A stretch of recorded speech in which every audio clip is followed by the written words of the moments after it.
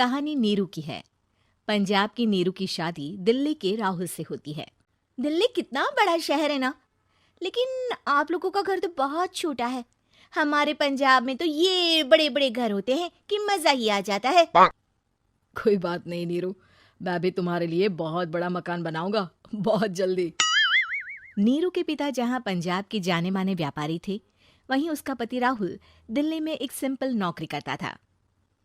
माँ, यहाँ तो घी मक्खन इतना महंगा है कि क्या बताऊं। मैं तो तरस ही जाती हूँ घी खाने के लिए। नीरू की माँ को ये सुनकर बहुत दुख होता है। मेरी बेटी को घी नसीब नहीं हो रहा है और ये बहू यहाँ बैठकर घी में शक्कर डाल रही है। देख वनिता, मैं साफ कह रही हूँ, इस घर में जितना घी आएगा उतना ही मेरी बेटी के घर दिल्ली भी जाएगा। अरे ये क्या बात होती माँ जी, बेटी का उतना ही करो जो अच्छा लगे। अब क्या मायके से घी और मक्खन तक की सप्लाई करोगी आप? हाँ, मेरी बेटी किसी चीज को तरसे मुझसे बर्दाश्त नहीं होता। अब क्या था, नीरू के मायके में 2 किलो घी आता तो 2 किलो दिल्ली जाता नीरू के पास। एक दिन, माँ बड़ी गर्मी पड़ती है दिल्ली में। इस घर में तो एक ही एसी है और वो भी ड्राइंग रूम में। सारा परिवार एक ही कमरे में सोता है। हाँ बेटा, वो तो हर घर की कहानी है। यहाँ भी एक ही एसी है। अरे बिल इतना आता है कि क्या बोलूं। तभी वहां राकेश आ जाता है। माँ, थोड़ी देर में यहाँ कुछ प्लम्बर आएंगे मेरे कमरे में एसी लगाने, जरा ध्यान से लगवा देना ना माँ। ओए, ऐसे कैसे तेरे कमरे में एसी लगेगा? हाँ हाँ राकेश, एक बार बात तो कर लेता। अरे पापा, वो वनिता को गर्मी में नींद नहीं आती।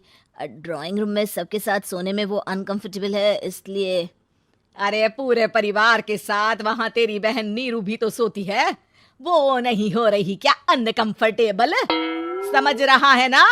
अगर एसी लगेगा तो एक दिल्ली में तेरी बहन के कमरे में भी लगेगा, तभी तू लगा सकेगा। राकेश वनिता को सारी बात बताता है। वनिता करती भी क्या, मन मार कर बैठ जाती है। माँ, ये लोग ठीक नहीं है, क्या करूं मैं? अरे बेटी, यहाँ आ जा, तू यहाँ आकर रह ले। अरे छोड़ दे ऐसे पति को। कैसे छोड़ दूं माँ? समाज क्या कहेगा, लोग क्या कहेंगे? वैसे भी मेरा एक बेटा है मयंक। अरे हटा बेटा, तेरी उम्र ही क्या है, इतनी परेशान रहेगी तो काम कैसे चलेगा। खैर, बात आई गई हो जाती है।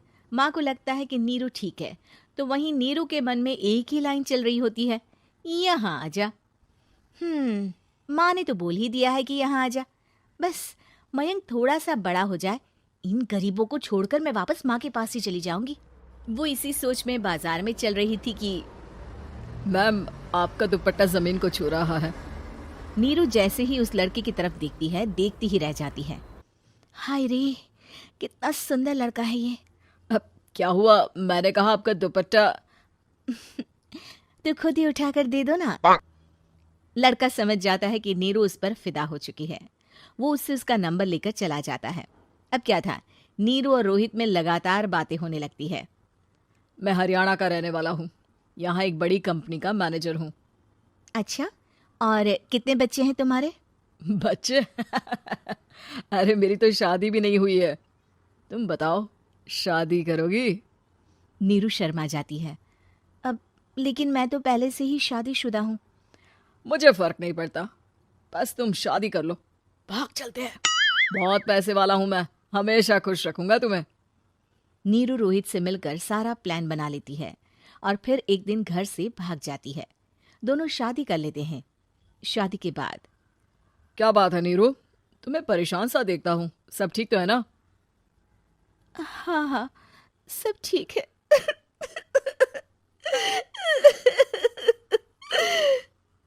ये कहते कहते ही वो रोने लगती है। अरे क्या हो गया, रो क्यों रही हो? मैंने तुमसे एक बात छुपाई है और वही बात अब मुझे परेशान कर रही है। रोहित, मेरा एक बेटा भी है, उसका नाम मयंक है। क्या बात कर रही हो, ये तुमने मुझे पहले क्यों नहीं बताया? देखो नीरू, मेरी माँ को मैंने ये नहीं बताया है कि तुम शादीशुदा हो। बच्चा मैं मैनेज नहीं कर पाऊंगा। नीरू को समझ में नहीं आता कि वो क्या करे। तुम उस बच्चे को अपनी माँ को क्यों नहीं दे देती? नीरू चुपके से माँ को फोन करती है। माँ, क्या मयंक को तुम रख सकती हो? बेटा, मैं राकेश के साथ बात करती हूँ।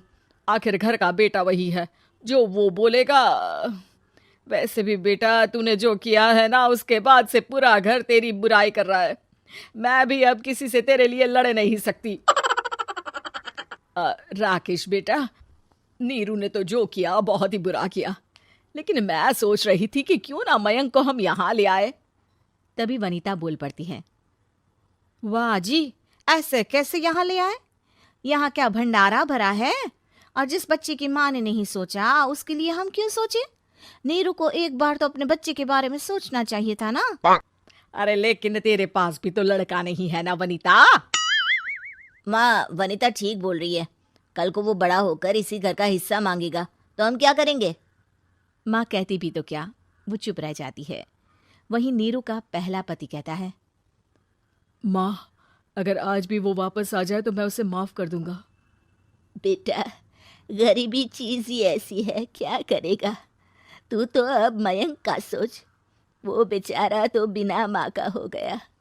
मयंक के खातिर तू दूसरी शादी कर ले बेटा। लोगों के लाख समझाने के बाद नीरू के पहले पति की शादी रिद्धि से हो जाती है, जिसके पहले पति से 2 बच्चे होते हैं। देखो जी, मैंने शादी सिर्फ बच्चे के खातिर की है। मैंने भी शादी सिर्फ बच्चों के खातिर की है। वहीं नीरू के दूसरे पति के मन में ये बात घर कर जाती है कि नीरू एक मासूम बच्चे को उसके खातिर छोड़ कर आई है। अब देखो नीरू, मुझे लगता है कि जो औरत अपनी कोख का बच्चा छोड़ सकती है, वो तो कुछ भी कर सकती है। कल को तुम्हें मुझसे अच्छा कोई मिल गया तो तुम तो मुझे भी बाय बाय कर दोगी ना। नीरू को अब उसका दूसरा पति ताने देना शुरू कर देता है। तंग आकर नीरू उसके यहाँ से भागकर अपने पहले पति के पास चली जाती है, लेकिन ससुराल में क्या लेने आई है नीरू, मयंक को? नहीं नहीं सासू माँ, मुझसे गलती हो गई, मुझे माफ कर दीजिए। नीरू,